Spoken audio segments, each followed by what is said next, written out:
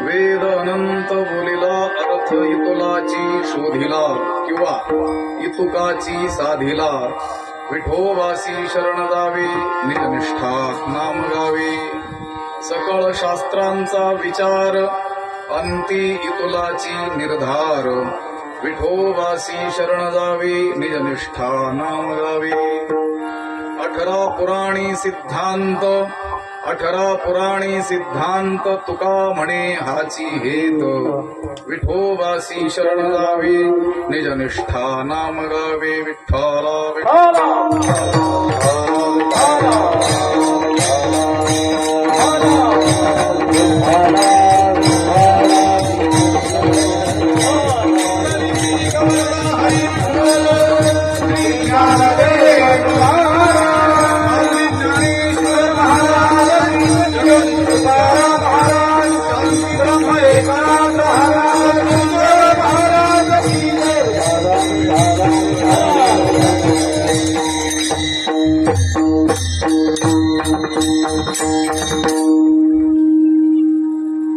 श्रीकांतं कमलावरं वररुचिं श्रेष्ठं रमावल्लभं मोक्तारं कलिपङ्कमग्न जनता वृन्दस्य भक्तप्रियं गोगोपी गणवेष्टितं मधुरया वाण्यास्तुतं सज्जनैः तं भीमातटवासिनं प्रभुवरं श्री पाण्डुरङ्गं भजे पाण्डुरङ्गा करो प्रभमान मना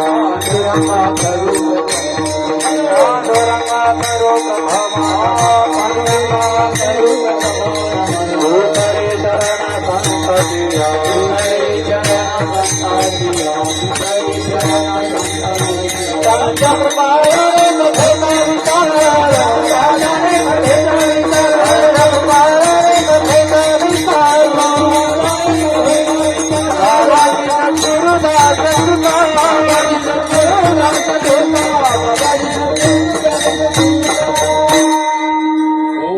ज्ञानेश्वरा करुणा करा दयाळा तुमचा अनुग्रह लाधलो पावन झालो चराचरी शरण शरण एकनाथा पायी माथा ठेविला नका पाहू गुणदोष झालो दास पायांचा नमो सद्गुरु तुकया ज्ञान दीपा नमो सद्गुरु सच्चिदानंद रूपा नमो सद्गुरु भक्त कल्याण मूर्ती नमो सद्गुरु भास्करा पूर्ण कीर्ती अखंड मंडलाकारं व्याप्तमेन चराचरं तत्पदं दर्शितमेन तस्मै श्री गुरवे नमः जयांचे केले स्मरण होय सकळ विद्यांचे अधिकरण तिची बंधू श्री चरण श्री गुरूंचे ते नमस्कारोनी आता वेद अनंत बोलिला अर्थ इतुलाची शोधिला विठोबासी शरण जावे निजनिष्ठा नाम गावे प्राप्तस्थळी कीर्तन रूपी सेवेसाठी उपस्थित केलेला हा अभंग जगद्गुरु संत श्रेष्ठ वैराग्य शिरोमणी श्री तुकाराम महाराज यांचा स्थितीपर या प्रकरणातील 4 चरणांचा सुप्रसिद्ध असा असून या अभंगाद्वारे जगद्गुरु तुकाराम महाराज हे आपल्याला समस्त वेद सकळ शास्त्र आणि 18 पुराणांचं तात्पर्य सांगतात विठ्ठला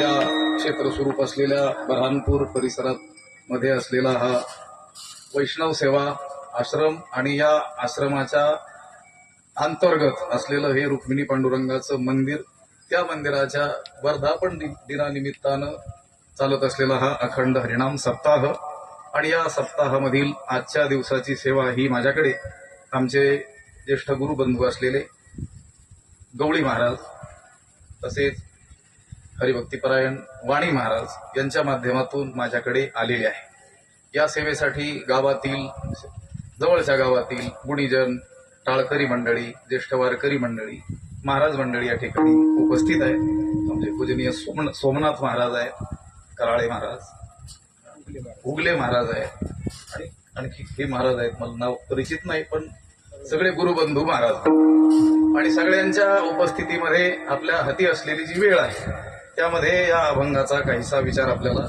करायचा आहे या अभंगाचा शब्दशः अर्थ मी एकदा आपल्याला सांगतो तुकोबाराय म्हणतात वेदानं अनेक गोष्टीचं प्रतिपादन केलं वेद काही एक गोष्ट सांगून थांबला नाही अनेक गोष्टी अमृतानुभवामध्ये ज्ञानोबाराय म्हणतात त्याप्रमाणे वेदू काय काय न बोले काय काय बोलणार नाही वेद अनंता वै वेदा हा वेद अनंत आहे अनंत गोष्टीचं त्याने प्रतिपादन केलेलं असलं अनंत गोष्टी त्याने सांगितलेल्या असल्या तरी त्याला त्या अनंत सांगण्यामध्ये तात्पर्य नसून त्या समस्त बोलण्याच्या मागे एवढासाच अर्थ त्याला सांगायचा. अर्थ इतुलाची शोधिला किंवा इतुकाची साधिला. भले तो वेद अनंत बोललेला असला, अनंत विषयासंबंधी बोललेला असला तरी देखील त्या समस्त बोलण्याच्या पाठीमागे मात्र त्याचा तात्पर्य अर्थ एवढासाच आहे. काय आहे तो तात्पर्य अर्थ? विठोबासी शरण जावे, निजनिष्ठा नाम गावे. जीवानं आपलं कल्याण करून घेण्याकरिता त्या विठ्ठलाला शरण जावं, त्याची शरणागती करावी आणि त्याचं जे नाव आहे ते अंतःकरणातील निष्ठापूर्वक गावं. हेच सगळ्या वेदाचं काय आहे? तात्पर्य आहे. केवळ वेदाचं तात्पर्य नाही तर वेदार्थ सुलभ व्हावा म्हणून ज्या शास्त्रांची निर्मिती भगवंतानेच अनेक ऋषीमुनींच्या द्वारे केली, त्या सकळ शास्त्रांचा देखील अंततः हाच विचार आहे. सुरुवातीला ते शास्त्रकार भिन्न भिन्न मतवाले आपल्याला दिसत असले, एकमेकाच्या विरोधी बोलत आहेत असं आपल्याला वरवरून दिसत असलं तरी देखील मधुसूदन म्हणतात त्याप्रमाणे नाही ते मुनयो भ्रांता सर्वज्ञत्वात ते शाम. ते सर्वज्ञ मुनी ते काही भ्रांत नव्हते. लोकांची स्थिती, लोकांचा अधिकार जाणून, लोकांचे संस्कार जाणून त्यांना तसं तसं सांगावं लागलेलं आहे. म्हणून समस्त शास्त्र आरंभाला आपल्याला एकमेकाच्या विरोधी बोलताना दिसत असले तरी अंततः सकळ शास्त्रांचा विचार अंती इतुलाची निर्धार, याच निर्धाराला तेही पोहोचलेले आहेत की हे जीवांनो, तुम्हाला आपलं कल्याण करून घ्यायचं असेल तर त्या विठ्ठलाच्या शरणागतीशिवाय पर्याय नाही. म्हणून तुम्ही त्या विठ्ठलाला शरण जा आणि त्याचं नाव मोठ्या निष्ठेनं गा.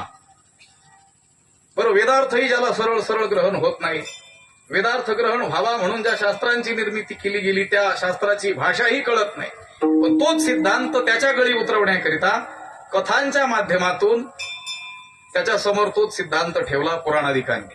व्यासांनी 18 पुराणांची 18 उपपुराणांची निर्मिती केली आणि त्या पुराणाधिकातून कथांच्या माध्यमातून, सत्कथांच्या माध्यमातून तोच सिद्धांत सांगितलेला आहे. भगवान भाष्यकार आचार्य उपनिषदांच्या भाषामध्ये एका ठिकाणी असं म्हणतात की कथा ह्या तत्वज्ञानाला सुरक्षित ठेवणाऱ्या कवच आहेत. एका पिढीकडून दुसऱ्या पिढीकडे ते तत्वज्ञान सुरक्षितपणे पोहोचवण्याकरिता आणि ती धारा अक्षुण्ण चालण्याकरता ते तत्वज्ञान कथांच्या माध्यमामध्ये सुरक्षित ठेवल्या जातं. त्यांना कथा सांगण्यात तात्पर्य नाही, तुमचं रंजन त्यांना करायचं नाही आहे, पण त्या कथेतून त्यांना बोध द्यायचा आहे की जो बोध वेद देतो आहे आणि जो बोध शास्त्र देतात. 18 पुराणी सिद्धांत, त्या 18ही पुराणांचा सिद्धांत, निष्कर्ष, तात्पर्य हेच आहे. 18 पुराणी सिद्धांत तुका म्हणे हाची हेत काय आहे? विठोबासी शरण जावे, निजनिष्ठा नाम गावे. जीवानं विठ्ठलाची शरणागती करावी आणि त्याचं नाव अंतःकरणातील निष्ठापूर्वक गावं. असा या अभंगाचा शब्दशः सरळ सरळ अर्थ आहे. विठ्ठला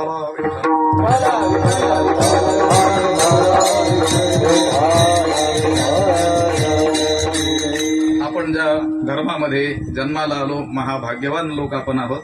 आपला जो धर्म आहे वैदिक सनातन हिंदू धर्म ज्याला आपण म्हणूया, हा महान यासाठी आहे की अन्य ज्यांना आपण धर्म म्हणतो ते खरे तर धर्म नाहीतच. त्यांना हवं तर उपासना पंथ म्हणा, संप्रदाय हे नाव त्यांना अधिक शोभेल. धर्म एकच आहे, वैदिक सनातन हिंदू धर्म. आणि हाच सर्वश्रेष्ठ का आहे? एष धर्म सनातन म्हणून अनेक श्लोक आपल्याला शास्त्रामध्ये आढळतील. या धर्मामध्ये कुठलाही आग्रह ठेवलेला नाही. जो जेथे असेल, ज्या अधिकाराचा असेल, तिथपासून ब्रह्मप्राप्तीपर्यंत त्याचा प्रवास सुलभ करण्याकरिता अनंत उपाय काय केलेले आहे? सांगितलेले आहे.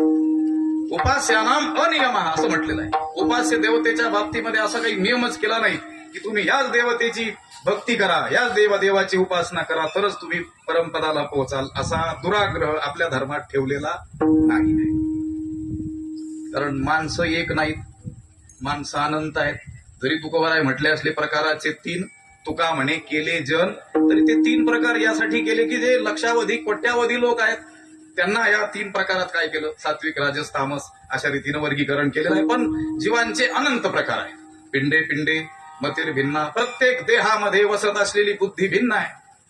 त्या बुद्धीचे संस्कार भिन्न आहेत, त्याची आवड निवड भिन्न आहे, रुची भिन्न आहे. रुची नाम वैचित्र्यात म्हटलेलं आहे. हे रुची वैचित्र्यानं भरलेलं हे काय आहे? जगत आहे. मग सगळ्यांना एक मार्ग सांगून चालणार नाही, म्हणून वेगवेगळे काय करावे लागले? मार्ग सांगावे लागले. आपल्याला लवकर अभंगाकडे जावं लागेल. वेदानंत बोलीला लक्षात आहे. वेद अनंत का बोलला त्याची कारण आहे. कारण एका जीवाचा उद्धार करायचा नाही. भिन्न भिन्न अधिकाराचे असलेले हे अनंत जीव त्या समस्त जीवांचा उद्धार करण्याकरिता त्यांच्या त्यांच्या पातळीवर जाऊन त्यांना तसा तसा मार्ग वेदाला दाखवावा लागला. म्हणून वेदानं कर्म सांगितलं, उपासना सांगितली, ज्ञान सांगितलं, योग सांगितला, जप तप ध्यान तीर्थयात्रा असे अनंत उपाय काय केलेत सांगितले. आणि हे केवळ परमात्म प्राप्तीची साधनं किंवा परमात्म्याचं स्वरूप त्याचंच वर्णन करून वेद थांबलेला आहे असं नाही, तर तुमचं लौकिक जीवन उन्नत होण्याकरिता सुद्धा त्याने अनंत काय केले आहेत उपाय सांगितले आहेत. शेती संबंधी बोलला, चिकित्सा शास्त्र संबंधी बोलला, रसायनशास्त्रासंबंधी बोलला, हे भौतिक जी जडशास्त्र आहेत या समस्त शास्त्रासंबंधी वेद काय झालेला आहे बोललेला आहे. आज जेवढे काही शोध आपल्याला लागलेले दिसतात या सगळ्यांची बीज पाळमुळं कुठं आहेत वेदामध्ये. आणि अजूनही हजारो वर्षानंतर मनुष्य ज्या गोष्टींचा शोध घेईल, अजून ज्या त्याला अज्ञात आहे त्या गोष्टींचं सुद्धा वर्णन कुठं आलेलं आहे वेदामध्ये आलेलं आहे. वेदानं अनंत काय केले आहेत गोष्टी सांगितलेल्या आहेत. पण इह आणि पारलौकिक जीवाचं कल्याण व्हावं यासाठी भगवंतानंच प्रकट केलेला वेद किंवा वेदादी शास्त्रे त्या शास्त्रांचं अनुसरण जीव करत नसल्यामुळंच तो त्या इप्सित स्थळी पोहोचत नाही. जीवाच्या मागे लागलेलं दुःख काही दूर होत नाही आहे. या समस्त जीवांच्या मागे लागलेलं जे दुःख आहे या दुःखाचं एकमेव कारण जर कोणी आपल्याला विचारेल तर आपल्याला सांगता येणं शक्य आहे भगवंताच्या भाषेमध्ये. आपण शास्त्रविधीचं उल्लंघन करतो, वेदानुसार आपण आपलं जीवन जगत नाही. शास्त्राने आपल्याला जे काही जगायचं करायचं सांगितलं कार्याकार्य विवेकी शास्त्रेची करावी पारखी अकृत्य ते पुढे लोकी वाळावे गा विठ्ठला.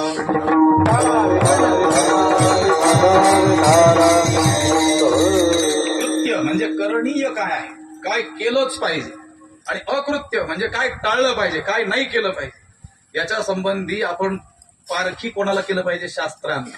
शास्त्राच्या हातूनच आपण हे ठरवलं पाहिजे की हे करणं योग्य आहे आणि हे करणं काय आहे अनुचित आहे, अयोग्य आहे, अधर्मकारक आहे, नाशाला आपल्या कारण ठरणार आहे. पण लोक कार्यासंबंधी शास्त्राला विचारत नसल्यामुळं त्यांना पारलौकिक कल्याण तर दूरचीच गोष्ट, पण इहलौकिक जी सुख आहेत, भौतिक सुख आहेत, ती सुद्धा नीटशी उपभोगता येत नाहीत. विठ्ठला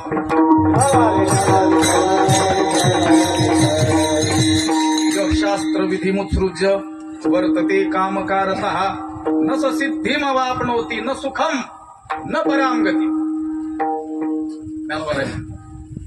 तो अमान्य केला बापू वेदोजेने हित दाविता दे, जगाच्या हिताचा मार्ग दाखवणारा, अहित कशात आहे हे सांगणारा बाप असलेला वेदच त्याने काय केला म्हणजे माणसानं काय केलं अमान्य केला, नाकारला. खूप ओव्या आहेत तिथं. आपली गरिबी हटाव योजना राबवावी लागत असते. आम्ही कीर्तनांना प्रवचनांना गरिबी हटाव योजना यासाठी म्हणतो. आणि माझा शब्द नाही आहे, ब्रह्मलीन सद्गुरू वक्ते बाबांचा शब्द आहे. विठ्ठला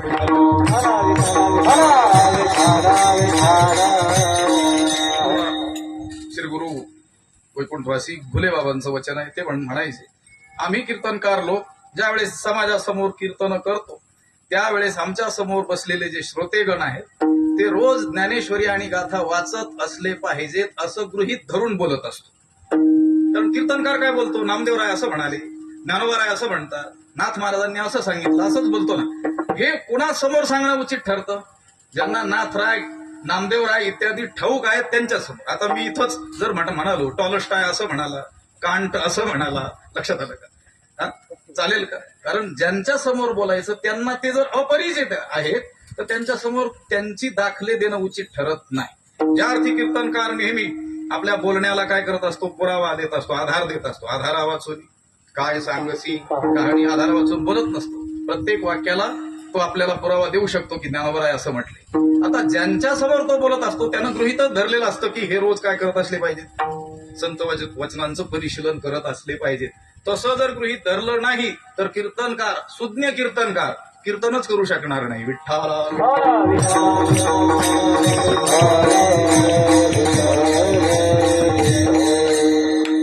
गरिबी हटाव योजना तिथून निघालं होतं. ठीक आहे बाबा, कीर्तन गरिबी हटाव योजना का असेना, पण अन्य योजनांसारखा त्याच्यात भ्रष्टाचार नको. लक्षात आलं? असं दाखवा बरं. भ्रष्टाचार रहित योजना कळवा आणि 1,00,000 रुपये मिळवा, एकही दाखवता येणार नाही. का बरं? काय काय कारण आहे? गमतीनं बोलत असतो आम्ही. काय कारण आहे? एकही योजना भ्रष्टाचार विरहित नाही आहे. त्याचं कारण आहे, कारण योजनांची योजनाच भ्रष्टाचारासाठी आहे.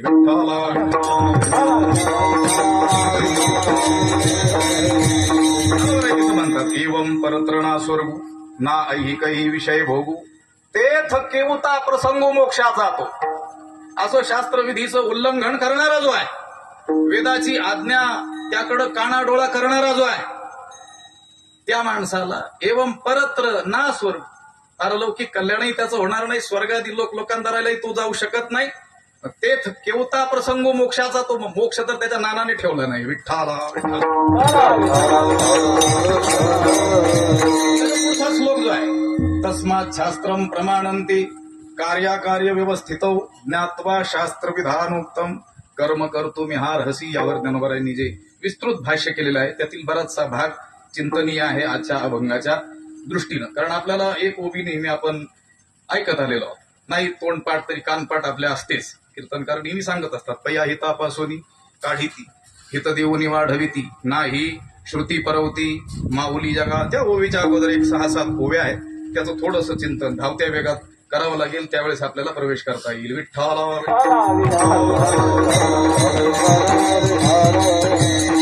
या कारणे पै बापा जया अथी आपुली कृपा तेने वेदाची या निरोपा आन नकीची.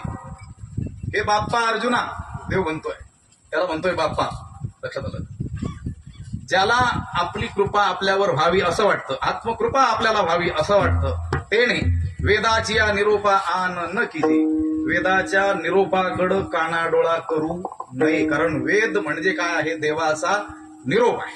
श्रुती स्मृती ममैवाज्ञे, श्रुती आणि स्मृती ह्या काय आहेत? माझ्या आज्ञा आहेत. यस्तु उल्लंघ्य वर्तते. कुणी याची ही आज्ञा जर उल्लंघन करत असेल तर त्यांनी सांगितलं आज्ञाच्छेदी मम द्वेषी मद भक्तोपी न वैष्णवाहा.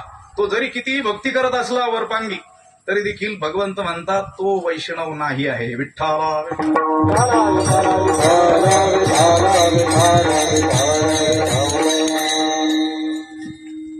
वेदाच्या आज्ञेचं पालन आपण केल्याने अनायासे आपला उद्धार कसा होणार आहे, ज्ञानोबारायांनी तिथं पुढं 3 ओव्यांमध्ये 3 वेगवेगळे दृष्टांत दिलेले आहेत. पतीची आमता अनुसरुणी पतिव्रता अनायासे आत्महिता भेटीची ते. पतिव्रता जी माऊली आहे तिला आपलं कल्याण करून घेण्याकरिता अन्य कोणतीही साधनं करण्याची किंचित मात्रही आवश्यकता नाही आहे. काय करायचं तिनं? फक्त पतीची मता अनुसरोणी, त्या पतीच्या मनोगताप्रमाणे तिनं वागायचं. याची विष्णूची महापूजा सांगताना सांगितलेलं आहे. पितृवचन सेवा पती, त्या पतीची सेवा करणं हीच त्या स्त्रीसाठी काय आहे? विष्णूची महापूजा आहे. विठ्ठल आत्महिता भेटेची ते. ती पतिव्रता माऊली सहजच आत्मकल्याणाला प्राप्त होते, अनायासे विनासायास घर बसल्या. ज्ञानोबारायांना वाटलं हा दृष्टांत सगळ्यांनाच ठाऊक असेल असं नाही, कारण सर्वत्रच अत्र तत्र सर्वत्रच पतिव्रता मावल्या असतील असं नाही आहे. पण त्यांनी पुढचा दृष्टांत दिला, ना तरी श्री गुरु वचना दिठी देतू जतना शिष्य आत्मभुवना माझी पैसे. श्रीगुरूंचा लाभ ज्या शिष्याला झालेला आहे त्याला आता काहीही करण्याची आवश्यकता नाही आहे. आत्मउद्धाराकरिता आता गुरु सांगतील तेच त्यानं करायचं. आता त्याला जर संतांची प्राप्ती झालेली असेल, श्रीगुरूंची प्राप्ती झालेली असेल तर त्याने काय करायचं? पडोनी राहे न तये ठाई, पडोनी राहे न तये ठाई, पडोनी राहे न तये ठाई, पडोनी राहे न तये ठाई.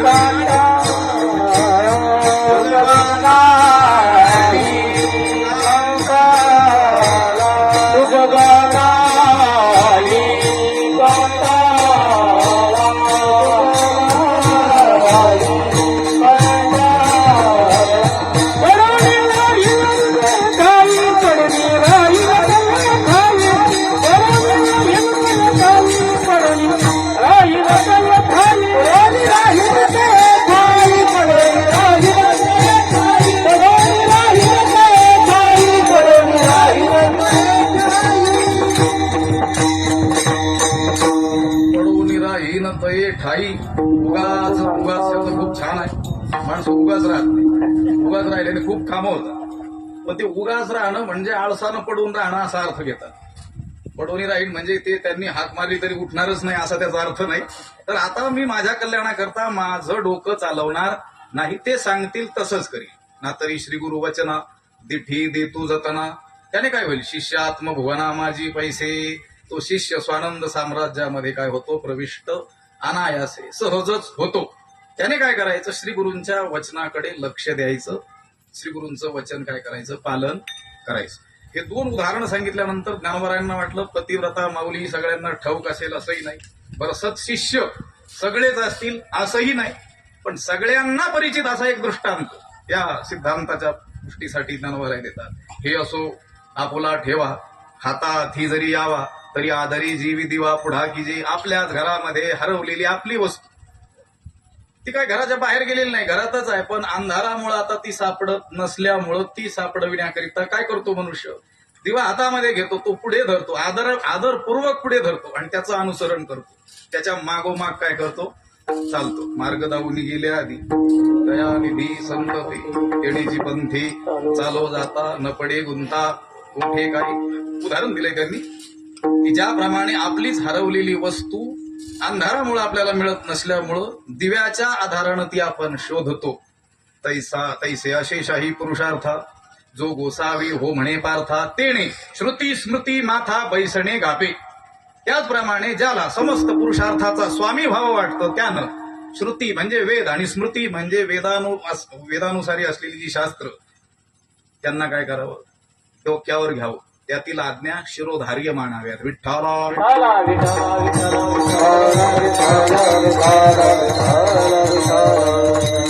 किती आज्ञा पालन करावी तिथल्याच ओव्या सांगतोय. 7-8 ओव्या सांगायच्यात आपल्याला. शास्त्र म्हणेल जे सांडावे ते राज्य ही तृण मानावे. जे घेववी ते न म्हणावे विषयी विरू. शास्त्रानं जर सांगितलं, वेदानं जर सांगितलं हे राजा तुला प्राप्त असलेलं हे राज्य वैभव याच क्षणाला त्याग कर, त्यातच तुझं कल्याण आहे. त्या राजानं कुठलाही मागचा पुढचा विचार न करता तत्क्षणीच त्या राज्याचा काय करावा? त्याग करावा. आणि जीव घेणं असलेलं विष शास्त्राने सांगितलं हे विष तुला घ्यावं लागेल तर तुझं कल्याण होईल. कोणताही मागचा पुढचा विचार जीवानं न करता ते विष घ्यावं. आता शास्त्र एवढं कठोर होणार नाही, पण जरी इतकं सांगितलं तरी ऐकलं पाहिजे असा भाव त्यामध्ये आहे. हे विष आमच्या जीविताला घातक आहे, विरुद्ध आहे असं म्हणायचं नाही. अशा रीतीची वेदनिष्ठा जर असेल तर ज्ञानोबराय म्हणतात ऐसिया वेदैक निष्ठा झालिया जरी सुभटा तरी के आहे अनिष्ठा भेटणे गा. अशा रीतीची वेदनिष्ठा शास्त्रनिष्ठा गुरुवचनांवर निष्ठा जर असेल तर त्या जीवाचं अनिष्ठ अकल्याण कोण करू शकेल? विठ्ठला.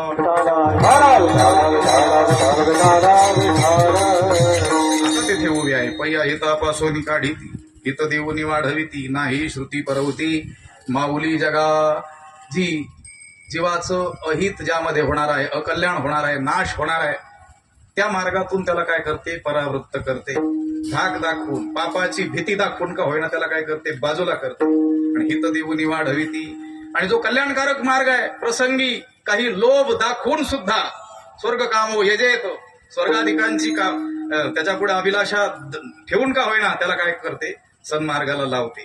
अशी श्रुती सारखी आई या जगामध्ये नाही. कोण म्हणतंय? ज्ञानोबराय. की जे ज्ञानोबराय स्वतः काय आहेत? जगाची आई आहे. ज्ञानराज माझी योग्यांची माऊली किंवा म्हणती ज्ञानाबाई आई. वेदशास्त्री दितीबाई म्हणती ज्ञानाबाई आई. जे ज्ञानोबराय समस्त जगताची आई आहेत ते म्हणतात वेदासारखी आई जगात दुसरी नाही. केवळ ज्ञानोबरायांनीच वेदाला आई म्हटलेलं आहे असं माझं बोलणं लक्षात येत आहे का? त्याचं गडबड आमचं चालायचं असं हा हो म्हणायचं काय हरकत नाही. 1 तासभर काय हरकत आहे? इथं विचारणं योग्य नाही आहे, पण आमची सवय आहे. लोकांना आता त्या कीर्तनातिकातून मनोरंजनाची लोक अपेक्षा ठेवू लागलेली आहे. मनोरंजनाची साधनं पुष्कळ आहे. हे साधन तरी शुद्ध ठेवा एवढं. पूर्वीच्या काळी मनोरंजनाची फारशी साधनं उपलब्ध नसल्यामुळं आता उन्हाळ्याचे दिवस चालूच आहेत. मोठमोठी गावं जी असायची तिथे यात्रा असायच्या, ज्याला तुम्ही काय म्हणता जत्रा म्हणतात. आणि त्या जत्रेला लोकांचं मनोरंजन करण्याची साधनं आलेली असायची. काय म्हणतात त्याला? हुशार लोक आहेत, सांगायला तयार नाही. त्यांना वाटलं तुम्हाला कसं ठाऊक असं मी विचारेल. मी विचारणार नाही, मलाही ठाऊक आहे. तमाशा. लोकांना घरदार सोडून त्या तमाशाला जावं लागायचं. कशासाठी? मनोरंजनासाठी. नंतर पुढं सिनेमे किंवा टीव्ही निघाली, तो बाहेरचा जत्रेतील तमाशा घरात आला, लक्षात आलं. नंतर मोबाईल आले, त्याच्यात इंटरनेट वापरता यायला लागलं. फुकटच मिळालं अगोदर तर लोभ दाखवण्याकरता. तो घरातील तमाशा खिशात आला, कारण टीव्ही बाहेर घेऊन जाता येत नव्हता ना. तमाशा घेऊन मी म्हणतो ठीक आहे, खिशापर्यंत ठीक आहे, तो जीवनाचा होऊ नये. विठ्ठला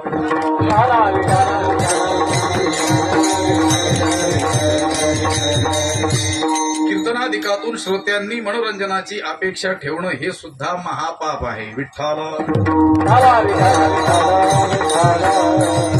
तमाशाचे जे प्रेक्षक आहेत, श्रोते आहेत, त्यातील एक तरी श्रोता तुम्हाला, किंवा श्रोता म्हणा किंवा प्रेक्षक काय म्हणायचं त्याला, असा दाखवू शकाल का जगातील की जो म्हणतोय चला आज तमाशाला जाऊया, 4 होव्या तरी कानावर पडतील?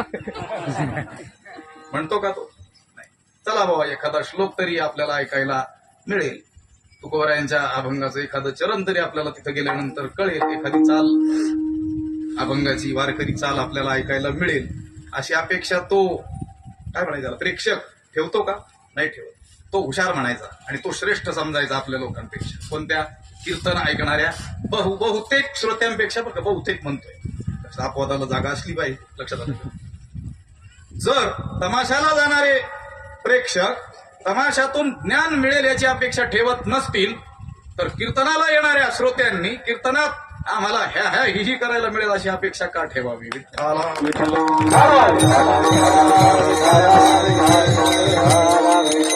थोडं विषयांतर होईल 1-2 मिनिटं, पण आता आलंय मनात तर सांगून जाणं क्रमप्राप्त आहे.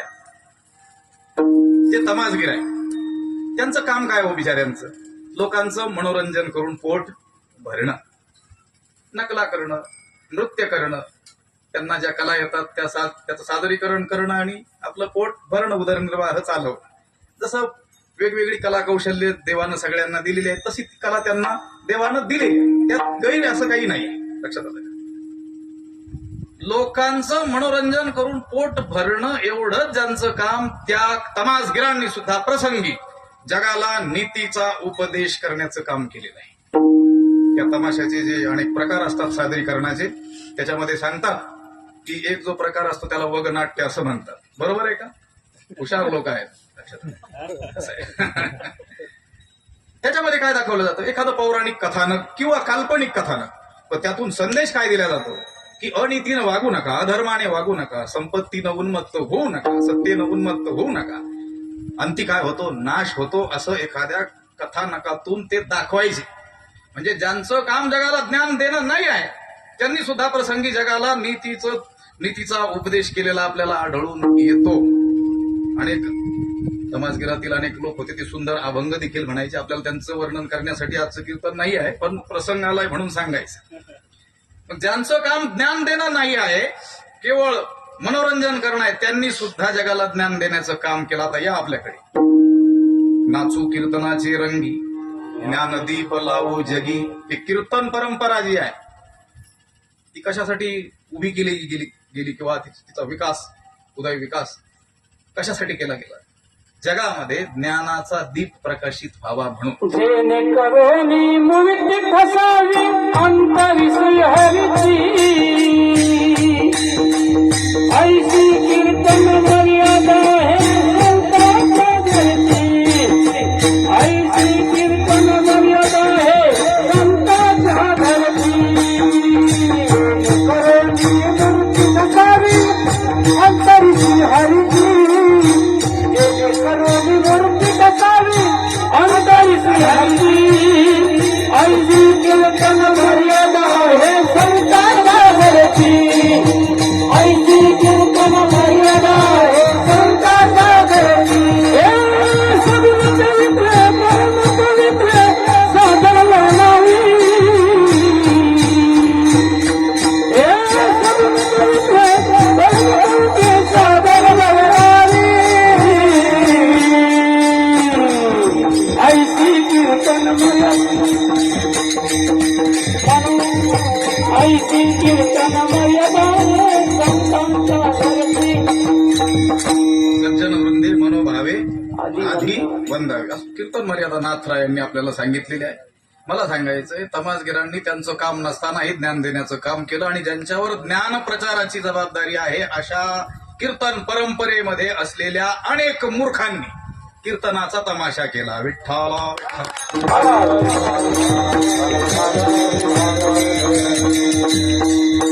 कुठून निघाला होता विषय, जाता आला पाहिजे मग, नाही तर मग मला नेऊन सोडणार आहे तिथं.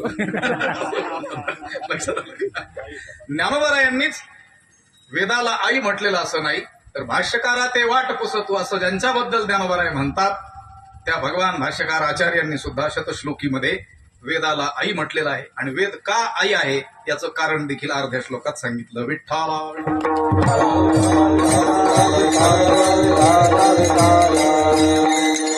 बालम रोदमानं चिरतर समयम शांतिमाने तुमग्रे द्राक्षम खार्जुरमाम्रम सुखदलमथवा योजयत्यंबिकास्य तद्वच्चे तोति मूढो बहुजनन भवान मौढ्य संस्कार योगात बोधोपाये रणैकैरवशमुपनिषद बोधयामास सम्यक. मोठा श्लोक आहे, त्याचा अर्थ सांग.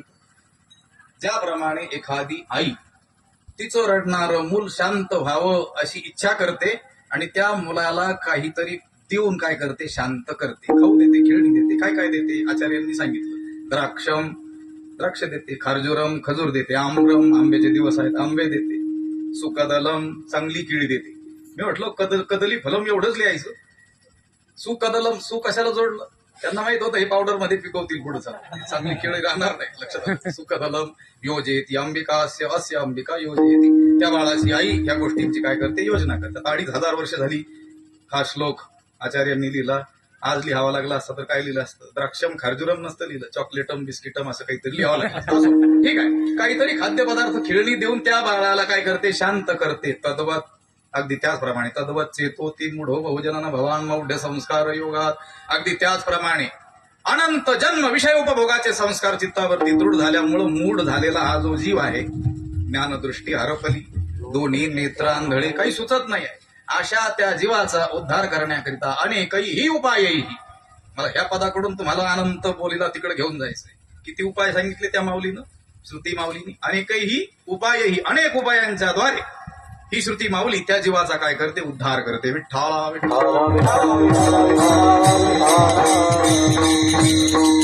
ज्ञानोबरायांनी आई म्हटलं, भगवान भाष्यकारांनी आई म्हटलं, तुकोबरायांनी देखील काय म्हटलं, वेदाला आई म्हटलं. वेगळ्या रीतीनं सांगितलंय. एखादं बालक आपल्या आईच्या स्तनामध्ये असलेलं दूध प्राशन करून त्याने आपली जीवन धारणा करावी, जीवन पुष्ट करावं, जीवन जगावं. ते सोडून एखादं मूर्ख बालक हातात चाकू सुरी घेऊन जर आईची स्तन कापू लागलं तर तया जोडी कोण ते, तुकोबाराय म्हणतात. मातेची जो थाने फाडी तया जोडी कोण ते, वेदा निंदितो चांडाळ भ्रष्ट सुतकिया खळ. वेदाची निंदा करणाऱ्याला काय म्हटलेलं आहे, भ्रष्ट आहे, सुतकी आहे, खळ आहे. लक्षात आलं का, चांडाळ आहे.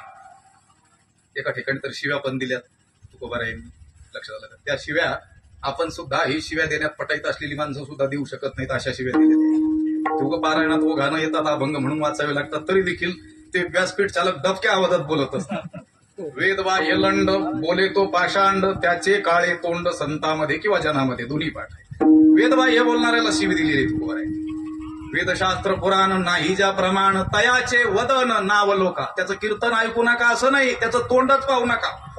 त्याला वेदशास्त्र आणि पुराण प्रमाण नाही. विठ्ठला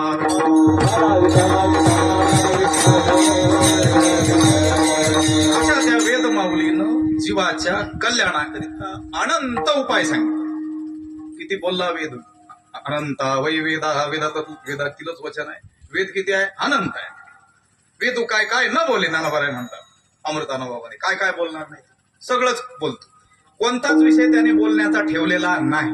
पण जरी वेद अनंत गोष्टी संबंधी बोललेला असला तरी त्याला त्या अनंत सांगण्यामध्ये त्याचं तात्पर्य नाही आहे. त्याला त्या समस्त जीवांना भगवंताकडे घेऊन जायचंय. या समस्त वेदाचा तात्पर्यार्थ ही तुलाच आहे. अभंगाचं पहिलं वेदानंद बोलिला, वेदानंद बोलिला,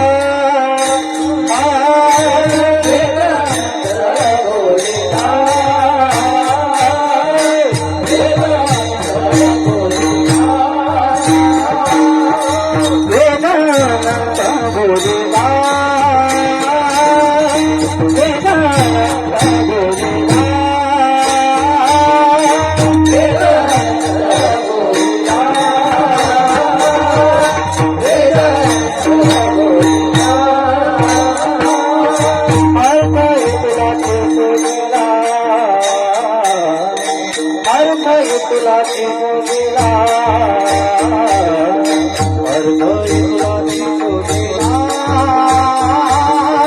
विठोबाची शरण जावे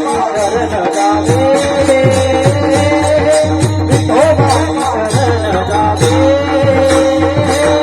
शरण जावे आये तुलाची शोभिला तुलाची शोभिला विठोबाची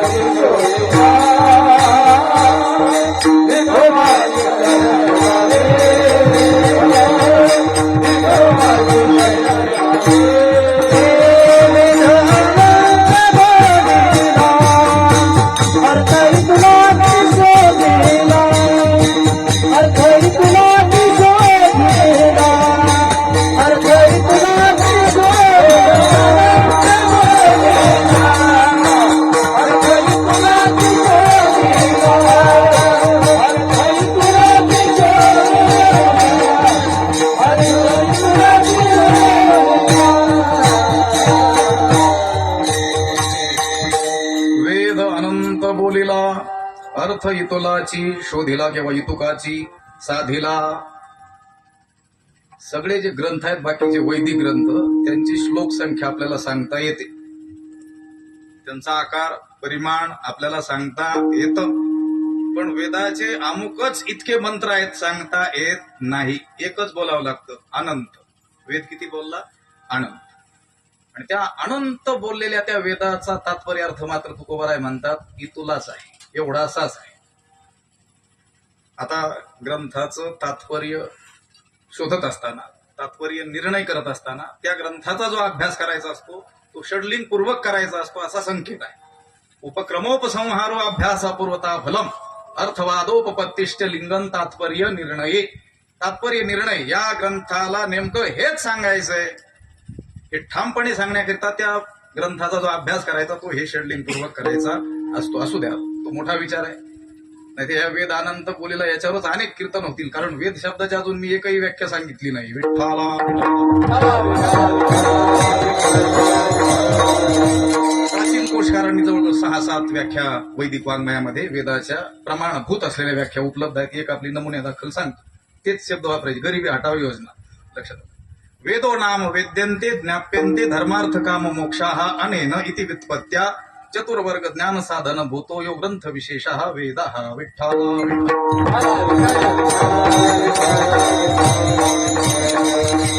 चतुर्विध पुरुषार्थाचं साधन अलौकिक उपाय सांगणारा अपौरुषेय शब्द त्याला काय म्हटलेला आहे? वेद म्हटलेला आहे. वेद अनंत बोलीला. वेदाची श्लोक संख्या अशी काही सांगता येत नाही. तसं टक्केवारीनं सांगता येतं की वेदाचे जेवढे मंत्र आहेत त्यातील 80% हे कर्मपरक आहेत, कारण कर्माचे अधिकारी खूप लोक आहेत. म्हणून 16% उपासनापरक आहे, कारण तेवढे उपासनेचे अधिकारी आहेत साधारण. आणि 4% ज्ञानपरक आहे, ज्याला उपनिषद भाग आपण म्हणतो. विठ्ठल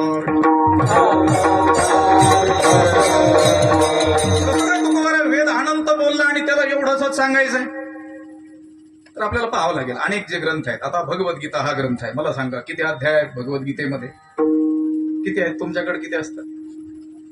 18च ना. श्लोक संख्या किती आहे सगळी? 700.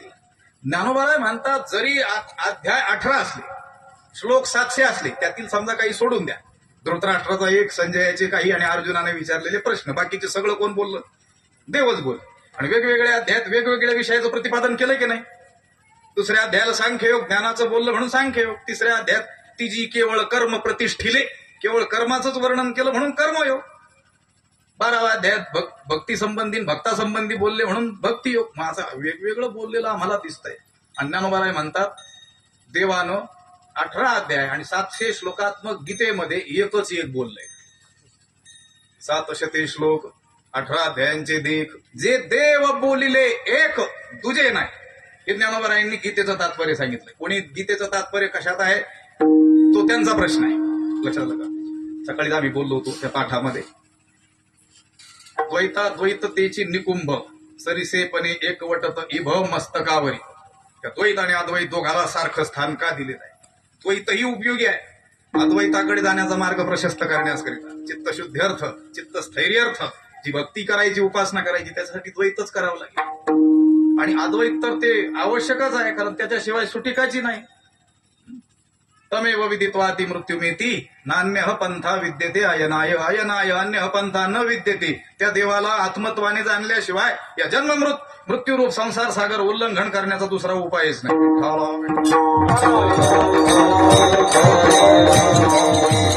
काय आहे, कोणाकडून काय घ्यायचं याची दृष्टी असली पाहिजे. आता हे शूटिंग होत आहे त्या अडचणीत आणतं कधी कधी. जगामध्ये जेवढे भक्ती संप्रदाय आहेत त्याच्यामध्ये वारकरी संप्रदाय सोडला तर बाकीचे सगळे द्वैती संप्रदाय आहेत. देवात आणि आपल्यात भेद मानणारे.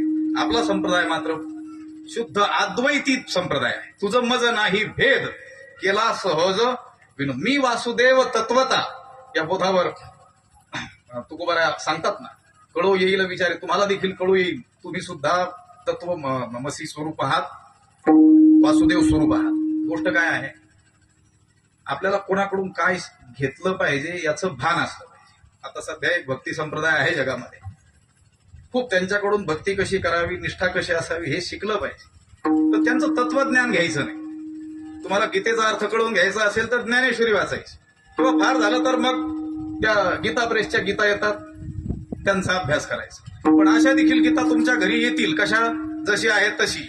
लक्षात आलं? मग काय करायचं, वाचायची नाही, उलगडायची, त्याच्यात चित्र असतात चांगले, डोक्याला लावायचं, पाय पडायचं, फेकून नाही द्यायची. काय करायची, जशी आहे तशी ठेवायची. विठ्ठला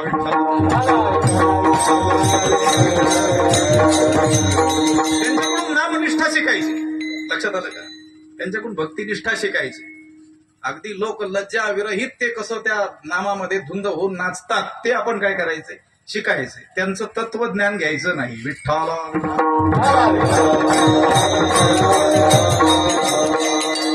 हसी बरोबर भोले बाबा म्हणायचे, आपल्याला दुसरी पुस्तकं वाचण्याची काहीच आवश्यकता नाही. का? ते म्हटले, ज्याच्या आईला भरपूर दूध आहे त्याला बाटलीच्या दुधाची काय गरज आहे. विठ्ठला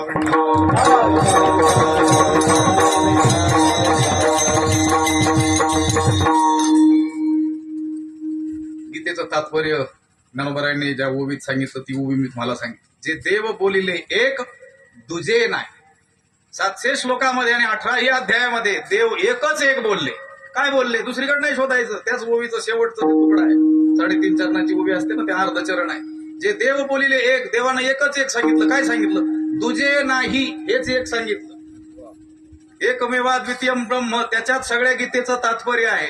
जीव ब्रह्मैक्य ज्ञानात गीतेचं तात्पर्य आहे. जीव कोठे जीव निराळा, याच्यात काय आहे, गीतेचं तात्पर्य आहे. विठ्ठला भगवान भाष्यकारांनी तर कोट्यावधी ग्रंथात जे सांगितलं ते म्हटले मी अर्ध्या श्लोकात तुम्हाला सांगतो. एका ग्रंथाचं नको म्हटले सांगायला, आता वेळ खूप झालाय, 8:30 वाजून गेलेले आहे. कोट्यावधी वैदिक ग्रंथांमध्ये जे सांगितलं ते मी तुम्हाला अर्ध्याच श्लोकात सांगतो. श्लोकार्धेन प्रवक्ष्यामि यदुक्तम ग्रंथ कोटी भी. अहो सांगा ना आचार्य, अर्धा श्लोक तर गेला त्याच्यातच. म्हटले अर्धा राहिलाय ना, त्याला अर्ध्यातच सांगणार आहे.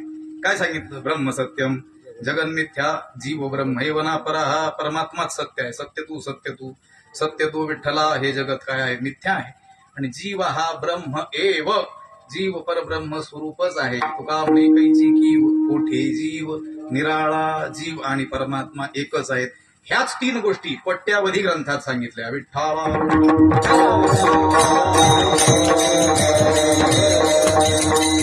त्या दिवशी आम्ही महाराजांच्या रामकथेला भेट द्यायला गेलो होतो. थोडं ते म्हटले बोला.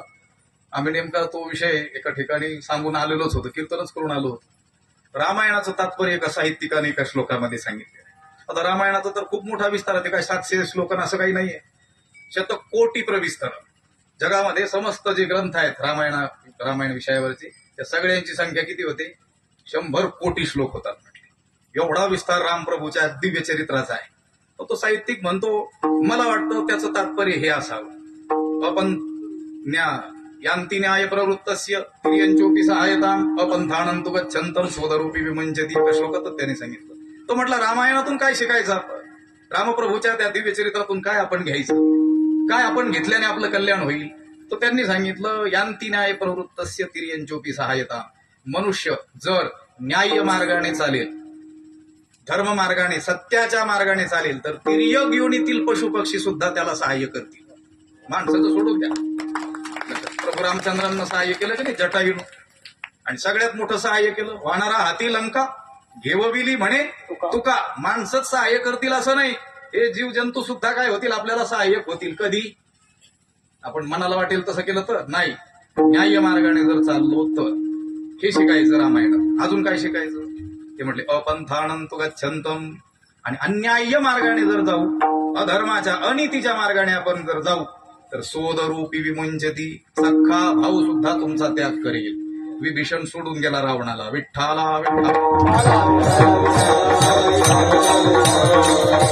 असे अनेक ग्रंथांचे तात्पर्य त्या त्या ज्ञानी पुरुषांनी सांगितलेले आहे. त्याप्रमाणे तुकोबरायांनी वेदाचं तात्पर्य सांगितलं. वेद अनंत बोलिला. वेद अनंत बोलला असेल, देवाच्या स्वरूपासंबंधी, त्याच्या प्राप्तीच्या मार्गासंबंधी बोलला असेल. तुमचं भौतिक जीवन उन्नत करण्यासाठी सुद्धा त्याने अनेक उपाय सांगितलेले असतील. सांगू का? श्रीमंत होण्याचा सुद्धा उपाय वेदाने सांगितलेला आहे, पण इथं नाही, नंतर सांगेल. विठ्ठला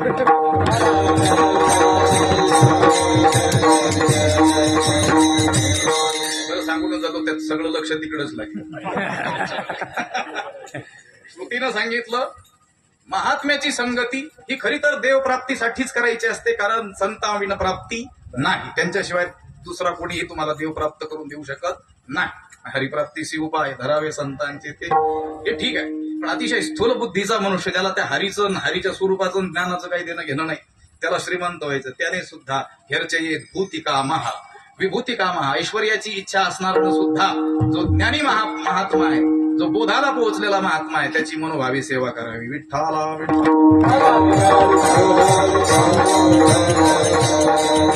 तस्मात् आत्मज्ञम ह्यर्चयेत भूती कामा. एक टोक सांगितलं, गरिबी हटावी योजना. सगळी श्रुती कशाला सांगत असे? विठ्ठला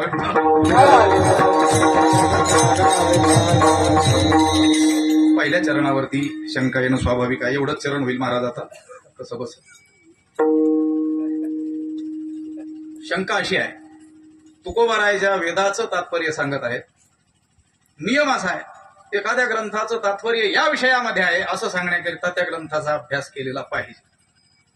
इथं एखादा मनुष्य उठला आणि त्याने सांगितलं अद्वैत सिद्धी नावाचा जो ग्रंथ आहे त्याचं तात्पर्य या विषयात आहे.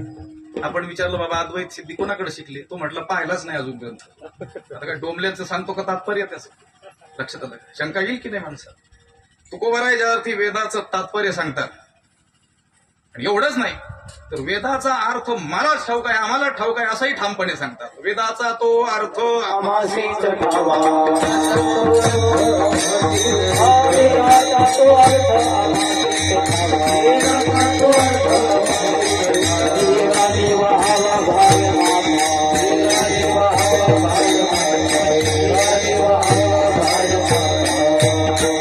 वेदाचा तो अर्थ आम्हासी ठावा नाही, आम्हासीच ठावा. वेदाचं तात्पर्य आम्हाला ठाऊक आहे. म्हटले ज्यांनी वेद पाठ केला, कंठस्थ केला, ह्या टोकाचं त्या टोकाला धडधड धडधड म्हणून दाखवतात. 12, 15, 20 वर्ष त्यासाठी घातली. ते म्हटले त्यांनी काय करावं, फक्त त्या अक्षरांचं ओझं वागवावं. ओझं होतं का अक्षराचं? नाहीतर द्यायचे लोक नको ज्ञानेश्वरी पाठ करायला, डोकं जड होईल 2-1 किलो. तसं नाही, ते जतन करण्यासाठी कष्ट पडतात. अक्षर अवगत करण्यासाठी, पाठ करण्यासाठी तर कष्ट पडतातच. आपल्या समोर उदाहरण आहे, आमचे गुरुबंधू गवळी महाराज. अख्खं रामचरित मानस त्यांच्या काय आहे, कंठस्थ आहे. महाराज मंडळी हे अनेक अभंग त्यांनी सांगितलं. कंठ करण्यामध्ये त्यांची काय होती, गती होती. महाराजांची देखील काय आहे, ज्ञानेश्वरी कंठस्थ आहे. प्राचीन शिक्षाशास्त्रांनी कंठस्थीकरणासाठी नियम सांगितलेला आहे. शिक्षणावरचे ग्रंथ आहे. शिक्षण कसं दिलं जावं, घेतलं जावं याच्यावर सुद्धा काय आहेत, याज्ञवल्क्य शिक्षा, पाणिनी शिक्षा असे काय आहेत ग्रंथ आहेत. याज्ञवल्क्य शिक्षेमधलं जे वचन आहे तेवढं सांगतं. लोक म्हणतात ना आमच्या पाठच होत नाही भारी पाठ. महाराज सांगतात हनुमान चालीसा पाठ करा. नाही आमच्या पाठच होत नाही. किती वेळेस वाचली? 2-4 वेळेस. तुझ्या बापाला होईल का पाठ? लक्षात आलं का? ऊर्ध्वम सहस्रादाम्नानं काय नियम आहे? जी गोष्ट पाठ करायची, जो मंत्र रुचा पाठ करायची, ती समोर धरायची पुस्तक, त्याच्याकडे बघत बघत आपलाच आवाज आपल्याला ऐकू येईल एवढ्या स्वरामध्ये 1000हून अधिक वेळेस घोकायचं. ऊर्ध्वम सहस्रादाम्नानं 1000हून अधिक वेळेस. कसं काय पाठ होणार नाही? आणि एकदा पाठ केल्यानंतर परत पाहायचं नाही असं नाही. सततम चान्ववेक्षणम, पुन्हा पुन्हा त्याला नजर मारत राहायची. आणि हा नियम ज्या युगात सांगितला त्यावेळेसच त्यांनी नियम करून ठेवला, युग परत्वे याची संख्या दुप्पट करायची. बोललेलं लक्षात येत आहे का बाबांनो? सत्ययुगात सांगितलं त्यांनी 1000 वेळेस घोकल्यानंतर काय होईल? पाठ होईल. कलियुग आहे, चौपट गुणायचं किती वेळेस वाचावं लागेल? 4000 वेळेस. मूर्खाच्या सुद्धा पाठ होईल. विठ्ठल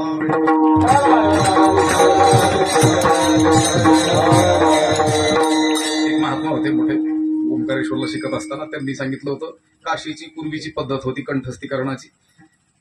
जे मंत्र वगैरे आपल्याला गुरूंनी शिकवलेले आहे त्याची उच्चारण संथ आपल्याला दिलेले आहे. तो ग्रंथ घेऊन जायचं गंगेच्या काठात आणि हे घेऊन जायचं आपलं कमंडलो, गंगेचं पाणी त्यात भरायचं, खिशामध्ये हरभरे घेऊन जायचे. हरभरे त्या पाण्यामध्ये टाकायचे आणि त्या हरभऱ्यांकडे पाहत पाहत घोकायचं. कधीपर्यंत? कधीपर्यंत? झोप लागेपर्यंत? नाही नाही, ते हरभरे फुगून वर येईपर्यंत. विठ्ठला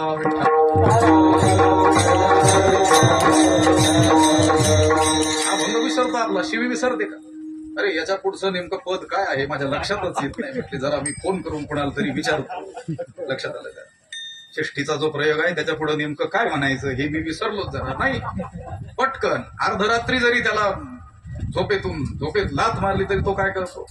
न थकता 4-10 शिव्या पुन्हा रिपीट न करता देतोय, नव्या शिव्या. लक्षात आलं? ते ठसलेले आहेत अंतकरण. मला सांगायचंय, अक्षर अवगत करण्याकरिता कष्ट आहेत, ते जिवंत ठेवण्याकरिता कष्ट आहेत. या लोकांनी काय करावं? फक्त येरांनी व्हावा भार, यथा खरश चंदन भारवाही भारस्य वेत्ता न तू चंदनस्य. गाढव ओझ वागवतात.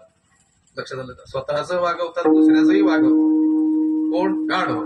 त्या माती विटा वाळू वगैरे वाहतातच, पण ज्या भागात चंदनाची तोड होते, चंदन तस्कर असतील त्या भागात त्या गाढवावरून चंदन वाहून नेलं जातं.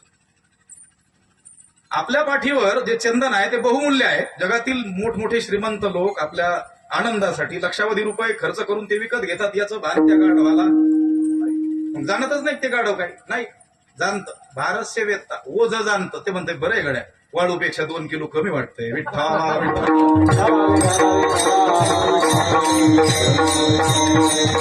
एवढं ठामपणे सांगू शकले. वेदाचा अर्थ आम्हालाच काय आहे ठाऊक आहे. मला तुम्हाला सांगायचं होतं, या अभंगाच्या पहिल्या चरणावर शंका आहे. तुकोबाराय, वेदाचं तात्पर्य अमुक आहे हे तुम्ही ठामपणे सांगता. वेदाचा खरा अर्थ आम्हालाच ठाऊक आहे असं चकारपूर्वक बोलता. तुम्ही वेदाचं अध्ययन कधी केलं? 42 वर्षाचं अवघं जे आयुष्य आहे तुकोबारायांचं, 41 वर्ष 3 महिने काही दिवस, त्याच्यामध्ये तुकोबारायांनी वेदाध्ययन केल्याचा कुठेही उल्लेख नाही. उलट घोकाया अक्षर नाही मद अधिकार असं म्हटलेलं आहे. ही अक्षर घोकण्याचाच मला अधिकार नाही. मग जर अक्षरच तुम्ही पाहिले नसतील, वेदच पाहिले नसतील, वेद शाळेतच गेले नसतील, वेद शिकलेच नसतील, त्या वेदाचं तात्पर्य कसं काय सांगता? विठ्ठला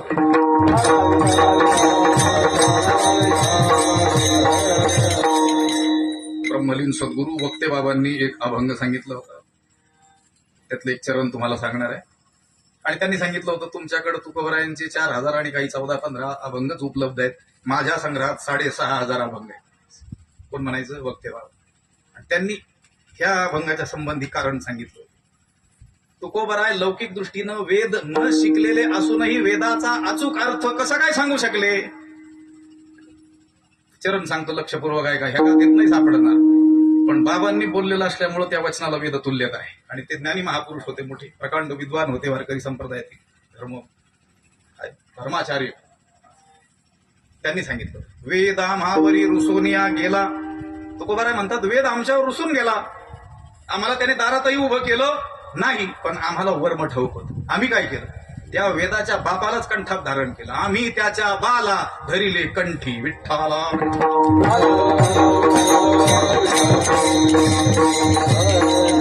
वेद काय आमच्यावर रुसून जातोय? गेला तर हरकत नाही, आम्ही त्याच्या बापाला ताब्यात घेतलं. कंठी धरिला कृष्णमणी अवघा जनी प्रकाश. ज्ञान झालं तुकोबारायांना. तुकोबारायांनी जी साधना केली ती नाम साधना केली. खूप साधना केली.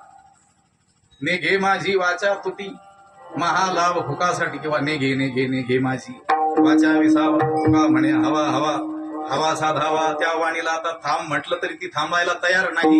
इतकी काय केली त्यांनी? नाम साधना केली. एक चाल म्हणायची मला बरं का, वारकरी चाल.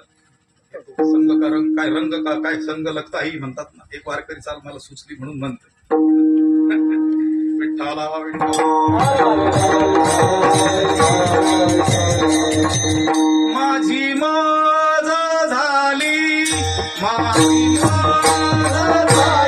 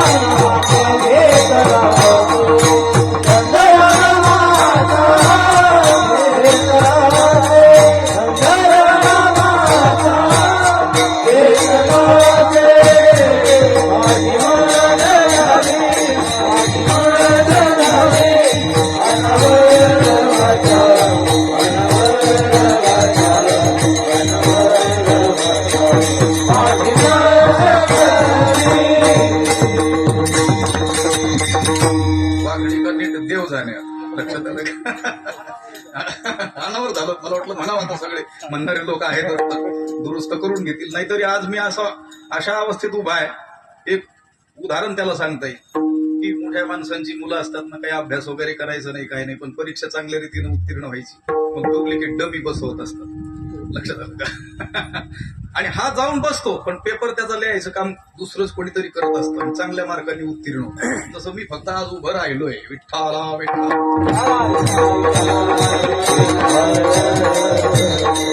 इतकी नामसाधना तुकोबारायांनी केली की माझी मज झाली अनावरवाचा छंद या नामाचा घेतला से पांडुरंग ध्यानी पांडुरंग म्हणे जागृती स्वप्नी पांडुरंग. आणि त्याचा परिणाम झाला, त्या नाम साधनेचा परिणाम झाला. आणखी एका पद्धतीचं चरण तुम्हाला सांगायचं. न कळे ते कळू येईल उगले नामे या विठ्ठले एकाची या. तुकोबाराय म्हणतात जे कळणं कठीण आहे, जे कळणं दुरापास्त आहे, दुर्बोध आहे, ते सुद्धा उगले, सहज कळून येईल. पण काय केलं तर नामे या विठ्ठले एकाशिया, त्या विठ्ठलाचा नाम जप केला तर, विठ्ठल विठ्ठल मंत्र सोपा, या मंत्राचा जप केला तर विठ्ठल.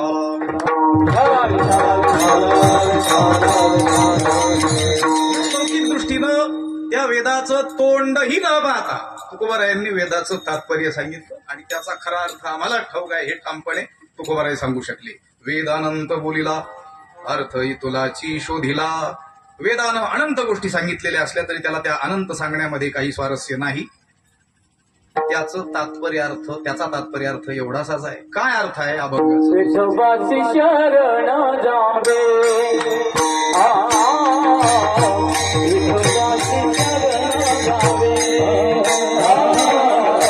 विठोबाची शरण जावे विठोबाची शरण जावे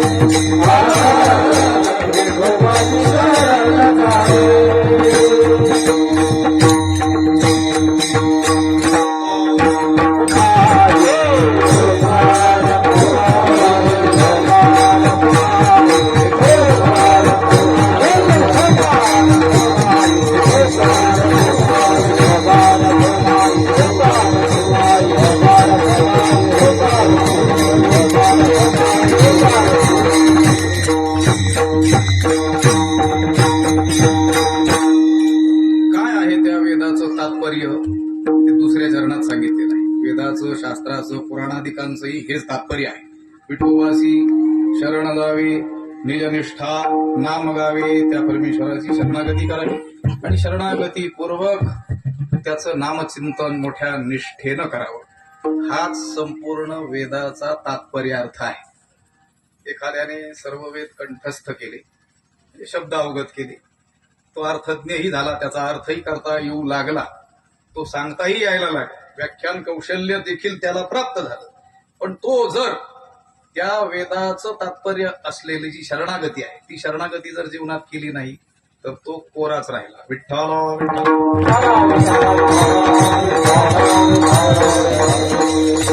आता या शरणागतीचं मोठं चिंतन आहे. भक्तिशास्त्रीय दृष्ट्या असलेली शरणागती आणि वेदांत शास्त्राच्या दृष्टीनं असलेली शरणागती, असं मोठं चिंतन त्याचं करता येणं शक्य आहे. भक्तीचे महान आचार्य असलेले नारद महर्षी, त्यांचा नारद पांचरात्रगम नावाचा ग्रंथ आहे.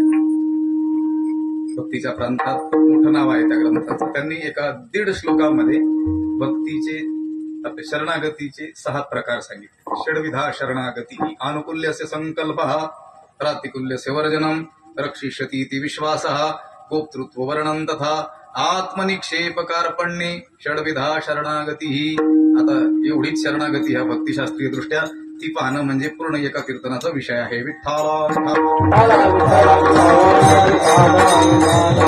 शास्त्राने सांगितलेली जी शरणागती आहे, ज्ञानोबारायांनी ज्ञानेश्वरीमध्ये अत्र तत्र सर्वत्र जिथं कुठं शरणागतीचं चिंतन केलेलं आपल्याला आढळतं, ते सर्व चिंतन ही वेदांत शास्त्रीय दृष्ट्या असलेली शरणागती आहे.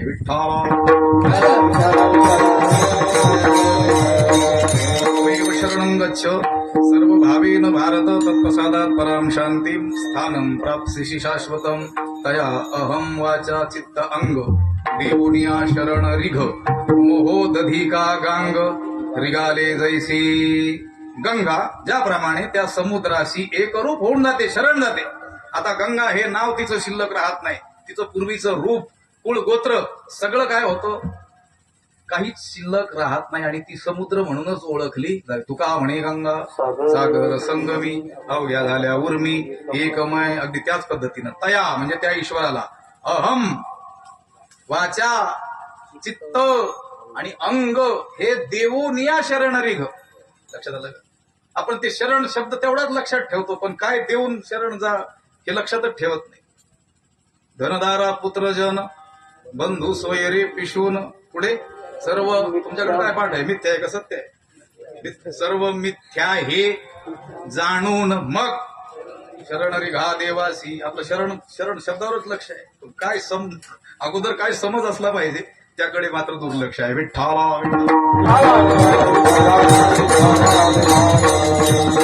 धर्मान् परित्यज्य मामेकं शरणं व्रज अहं त्वा सर्व पापेभ्यो मोक्षयिष्यामि मा शुचः. मोठा विस्तार त्यामध्ये आहे.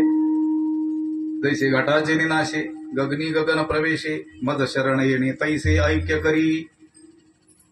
का सुवर्णमणी सोनया ये कल्लोळू जैसा पानिया तैसा मद धनंजया शरण येतू. उदाहरण दिले. घटभंग झाल्यानंतर घटाकाश जे आहे ते महाआकाशाशी काय होतं, विलीन होऊन जातं. ते गगना भेटी हिरवी चुकी ज्ञानोबा म्हणतात, ते घट फुटल्यानंतर त्याच्यातील आकाश महाआकाशाला न भेटता वाट चुकता असं होतं का कधी? ते महाआकाशाशी विलीन होऊन जातं.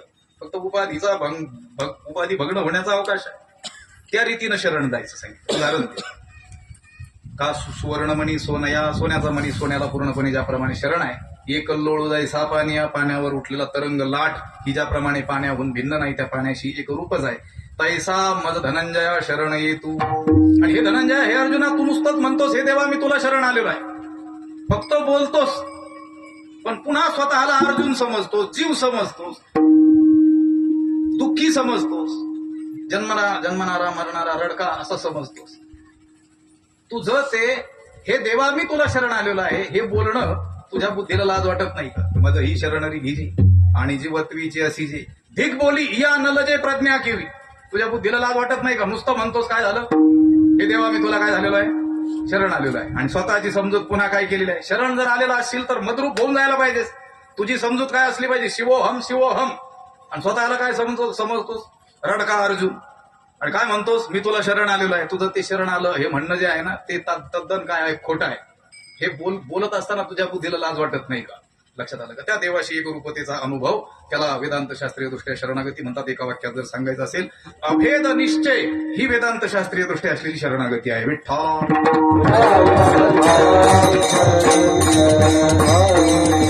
विठोबासी शरण जावी, म्हणवणी शरण जावी, सर्व भावी देवासी तो हा उतरील पार, भवदुस्तर नदीचा या लागी शरणागता शरण्य मीची, जो मज होय अनन्य शरण, त्याचे निवारी मी जन्म मरण, या लागी शरणागता शरण्य मीची को विठोबासी शरण जावे. आणि आणखी काय करावं? निजनिष्ठा नाम गावे. हे सकळ वेदाचं काय आहे? तात्पर्य आहे. केवळ वेदाचं तात्पर्य आहे असं नाही, तर सकळ शास्त्रांचं सुद्धा हेच काय आहे? तात्पर्य आहे. सकळ शास्त्रांचा विचार, अंती इतुलाची निर्धार, तिसरं चरण आहे. लक्षात आलं? निर्धार आहे ना तुमचा बरोबर? मी चाललोय बरोबर चाललोय म्हणून लक्षात आलं? समस्त शास्त्रांचा सुद्धा हाच काय आहे? अंततः हाच विचार आहे. आता शास्त्र कशाला म्हणायचं? हितशासनात शास्त्रम किंवा किम शास्त्रम श्रवणेन यस्य गलती द्वैतांधकारोदया, अशी जगन्नाथ पंडितांनी केलेली काय आहे? व्याख्या आहे. कशाला म्हणायचं शास्त्र? त्याच्या श्रवणानं हा द्वैत अंधकार काय होतो? मावळतो. त्याला म्हणायचं शास्त्र किंवा हितशासनात शास्त्रम, जे आपल्या हितासाठी काही नियम आपल्याला घालतं त्याला काय म्हणतात? शास्त्र. अशी सकळ शास्त्र. आता इथे गंमत आहे, 6 शास्त्र म्हटलेलं नाही, नाहीतर 4 विधान 6 शास्त्री कारण 18 पुराणे हरिसी गाती, या संपूर्ण अभंगाला ज्ञानोबरांनी त्याच चरणात म्हटलेलं आहे. पण तिथं 6 शास्त्री, 6 शास्त्र असं म्हटलेलं आहे. लक्षात आलं? किंवा शेवटचा अभंग जो आहे, सर्व सुख गोडी 6 शास्त्री निवडी, रिकामार धगडी राहू नको, तिथं 6 हे पद आहे. इथं मात्र 6 शास्त्रांचा विचार, अंती तुलाची निर्धार असं म्हटलेलं नाही, सकळ शास्त्र म्हटलेलं आहे. याचा अर्थ जे वैदिक नाहीत त्याही शास्त्राचा अंततः हाच निर्णय आहे की विठ्ठलाला शरण गेलं पाहिजे. पण हा मोठ्या चिंतनाचा काय आहे? विषय आहे. जे वेदालाच मानत नाहीत असे जे नास्तिक, त्या नास्तिक शास्त्रकारांचा हा निर्णय कसा असू शकेल? तर गोष्ट अशी आहे की जगामध्ये असलेले जे भिन्न भिन्न अधिकाराचे लोक, त्यांचा अधिकार लक्षात घेऊन ते मार्ग काय झाले? प्रसृत झालेले आहेत. आणि भगवंतानंच अवतार त्या रूपानं काय केलाय? धारण केलाय. भगवान बुद्धाला आपण विष्णूचा अवतार मानतो. गंमत, आता हे युट्यूबमुळे अडचणीत येतो. लोक म्हणतात कुठं गेलं पाहिजे वारीला? पंढरीच्या वारीला दिंडी घेऊन गेलं पाहिजे. पण अनेक लोक कुठं जाताना दिसतात? शिर्डीला सुद्धा जाताना दिसतात.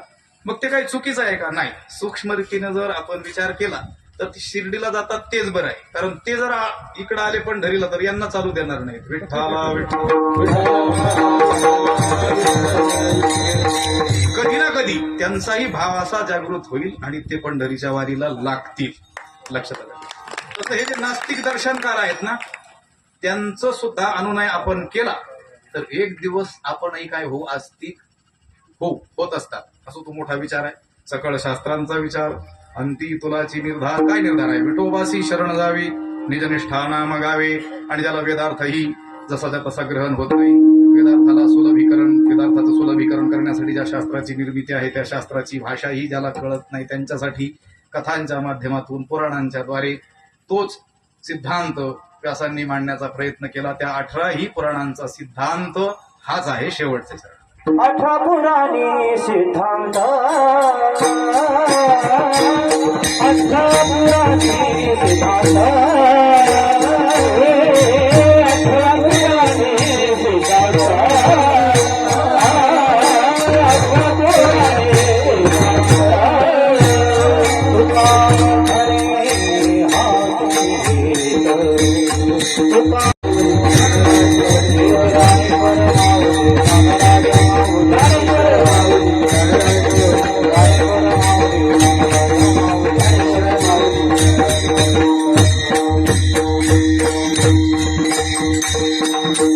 18 पुराणी सिद्धांत.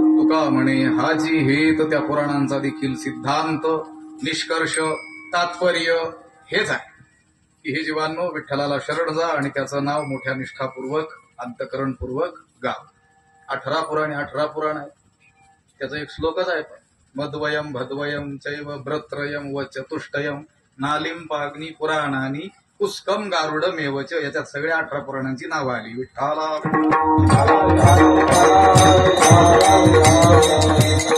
या साऱ्या पुराणांना देखील त्या कथेच्या माध्यमातून या जीवांना त्या भगवंताकडेच घेऊन जायचंय. त्यांचं देखील तात्पर्य भगवत शरणागती जीवानं करावी आणि त्या देवाचं नाव मोठ्या निष्ठेनं त्यानं गावं हेच आहे. या अभंगाचं काहीसं चिंतन करण्याचा या ठिकाणी आपण प्रयत्न केला. आपल्या हाती जी वेळ होती त्यामध्ये थोडासा प्रयत्न आपण केलेला. वेळ आपली निर्धारित जी होती ती संपलेली आहे आणि 7 ते 9 जे कीर्तन असतात ते 9लाच संपणं उचित असतं, कारण पुढं अन्नदान असतं. पुन्हा याचे दिवस आहेत वादळाधिकाचे, म्हणून 9ला ते संपणं क्रमप्राप्त आहे. आपण आता या सेवेला पूर्णविराम देऊया. यदत्र सौष्ठवं किंचित तद्गुरोर्मेनहि, यदत्रा सौष्ठवं किंचित तन्मे गुरोर्नहि. या ठिकाणी जे सौष्ठव पूर्ण उचित प्रासंगिक योग्य जे बोललं गेलं असेल ते सर्व श्रीगुरूंचं आहे आणि जे असौष्ठव अप्रासंगिक अनुचित अयोग्य जे बोललं गेलं असेल ते माझ्या बुद्धीचे काय आहेत दोष आहेत. ते योग्य आहे त्याचं काय करावं ग्रहण करावं, अनुचित जे आहे त्याचा काय करावा त्याग करावा. आमचे परम मित्र असलेले पूजनीय गवळी महाराज आणि हरिभक्तीपरायण निलेश महाराज वाणी यांनी ही सेवा करण्याची आज्ञा मला दिली आणि त्या आज्ञेचं पालन करावं म्हणून मी या ठिकाणी उभा आहे. आम्ही काही कीर्तनकार नाही, लक्षात आलं का? आखीव रे किंवा आमचं काहीच कुठंच काही नसतं, लक्षात आलं का? उभं राहिलं जे वाटेल ते काय करायचं बोलत राहायचं, बरोबर काही ना काही होत. लक्षात आलं? गुरु कृपा काय आपल्याला बाजूला कुठे जाऊ देत नाही, लक्षात आलं? गेली तर बुद्धी कुठे जाईल, ज्ञानेश्वरीत जाईल, नाही तर भाष्यादी वाङ्मयामध्ये जाऊन पुन्हा मागे येईल, दुसरीकडे काही जाऊ देत नाहीत बुद्धीला. हीच कृपा आमच्यावर सदोदित श्रीगुरूंची असली पाहिजे. तिलाच काय म्हणतात कृपा म्हणतात. सेवेसाठी अनेक टाळकरी ज्येष्ठ गुणीजन मंडळी आहेत. महाराज म्हणजे आमचे कराळे महाराज आहेत, उगले महाराज आहेत, अनेक महाराज लोक आहेत. ही झालेली सेवा भगवंताच्या चरणी आपण समर्पित करत असताना गवळी महाराजांनी एक मोठं काम, त्यांचं तर प्रत्येक कृती मोठीच आहे, लक्षात आलं का? त्यांचा निश्चयही काय निर्धारही मोठा आहे. त्यांनी ग्रंथ सुद्धा काय केला पूर्ण कंठस्थच करून टाकला, लक्षात आलं का? 4-2 चौपाया ओव्या असं काही नाही, पूर्ण ग्रंथ ह्या टोकाचा त्या टोकाला, लक्षात आलं का? मोठी उपासना आहे त्यांची. ग्रंथ धारण शक्ती मेधा त्यांची मोठी आहे. स्वामीजींची त्यांच्यावर कृपा आहे. मी त्या दिवशी बोललो होतो, स्वामीजींनी त्यांना एक नाव दिलेलं आहे. त्यांचा स्वभाव सेवेचा स्वभाव लक्षात घेऊन त्यांना स्वामीजी म्हणायचे हनुमंतराय आहेत, लक्षात आलं. कशामुळं? हनुमंताला काय करणं माहिती आहे, फक्त सेवा आणि सेवाच. तिथं साधना स्थळीमध्ये कोणी साधक आजारी असेल, साधन मिळो की न मिळो त्याला खांद्यावर उचलून सुद्धा दवाखान्यात नेण्याची तयारी महाराजांची. हे दुसऱ्याचं सांगत नाही आहे. मीच एकदा भयंकर आजारी पडलो होतो, त्यांचं एकदा मदत करायला ठरलं की काही सुचत नाही त्यांना. ती गाडी मिळते का मोटरसायकल नाही, चला म्हटले लगेच भाऊला उचलूनच घेऊ. लक्षात आलं? खूप त्यांचा सेवा भाव आहे. मी त्या दिवशी बोललो होतो, हरिदासा मुखे हरिकथा श्रवण, तसं रामदासा मुखे रामकथा श्रवण. ते रामदास आहेत, हनुमंतराय. हनुमंतरायाची विशेष कृपा असल्याशिवाय रामचरितमानस पूर्ण कंठस्थ होऊच शकत नाही, म्हणजे नाहीच, लक्षात आलं? मी आताच सांगितलं कंठस्थ करायला किती त्रास असतो ते. तुम्ही म्हणता मी वाचतो पण आमच्या पाठच होत नाही. वाचता एकीकड, पाहता एकीकड, विचार तिसराच करता, कसं काय पाठ होईल? तत्चिंतनम तत्कथनम अन्योन्यम तत्प्रबोधनम एतदेव परत्वंच ब्रह्माभ्यासम विदुर बुधा. असा अभ्यास करावा लागतो. त्यावेळेस ते अक्षर काय करत असतात, कृपा करत असतात. बरं, त्यांनी केवळ अक्षर उपासनाच केली आणि निष्क्रिय बसले असंही नाही. अनेक विद्वान आहेत मोठे मोठे लोक, श्रुतिशत निगमांत शोधकान आचार्य म्हणतात तसं शेकडो श्रुती ग्रंथ कंठच करून टाकले, पण काय आहेत, निष्क्रिय आहेत. ते काय म्हणतात, मस्त रहो मस्ती में आग लगे बस्ती में. हे जग जळून गेलं तरी चालेल, आम्हाला काही घेणं देणं. पण महाराज तसे निष्क्रिय नाही, लक्षात आलं का? की तुमची पुढची पिढी वाया जाऊ नये, त्यांच्यामध्ये धर्मनिष्ठा जागृत व्हावी म्हणून जीवाचा आटापिटा ते करतात, लक्षात आलं का? हनुमान चालिसेच्या माध्यमातून धर्माचं मोठं काम ते करू राहिले. त्याचा परिणाम आपल्याला आत्ता नाही दिसणार, त्या 4-2 वर्षात नंतर दिसेल आपल्याला. कुठं चाललंय? आई वडिलांचं सुद्धा आपल्या पाल्याकडे लक्ष नाही. काय लक्ष देतील? तेच मोबाईल मध्ये गर्क आहे, लक्षात आलं? कसं त्या मुलाला अडवतील मोबाईल पाहण्यापासून? त्यांनाच 4-4 तास सुधरत नाही त्या मोबाईल मध्ये. कधी सद्ग्रंथांचं पारायण नाही, उपासना नाही, भजन नाही, पूजन नाही, तीर्थयात्रा नाही, दान धर्म नाही, सेवा नाही. आणि कसं त्या मुलावर संस्कार होईल? असा हा भयंकर पश्चंतू लोक आकली कौतुक आणि साहित्यिक म्हणतात त्याप्रमाणे हे कलीचं कौतुक विचित्र आहे. पण अशा या भयंकर काळामध्ये सुद्धा जीवाचा आटापिटा करून अनेक गावांना ते जाऊन त्या मुलांमध्ये काय करत आहेत, जागृती करत आहेत. धर्माच्या अनेक व्याख्या आहेत, 63 व्याख्या माझ्याकडे उपलब्ध आहेत. एका महात्म्याच्या मुखातील, तो काही श्लोक नाही पण ती व्याख्या मला आवडलेली आहे.